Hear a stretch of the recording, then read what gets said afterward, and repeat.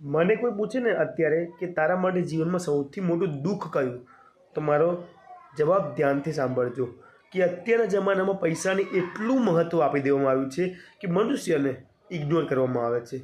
મને જરા પણ નથી સમજાવતું એ કાગળને તમે આ મનુષ્ય બોડી કરતાં વધારે મહાન કેવી રીતે માની શકો.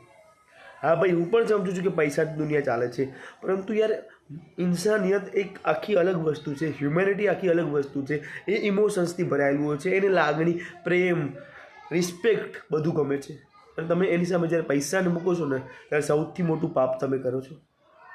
કમાવવું પડે, દરેકની અંદર અલગ અલગ સ્કિલ્સ અનુસાર એ અલગ અલગ ફિલ્ડમાં એની પોતાની સ્કિલ્સને રિપ્રેઝન્ટ કરીને પૈસા કમાય છે.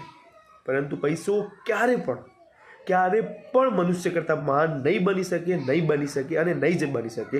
અને જે માણસે આ દુનિયામાં પૈસાને મહત્ત્વ આપીને માણસને ઇગ્નોર કર્યો છે એને માનવતા ઉપર સૌથી મોટો શું કહેવાય, સૌથી મોટું એને કલંક કર્યું છે.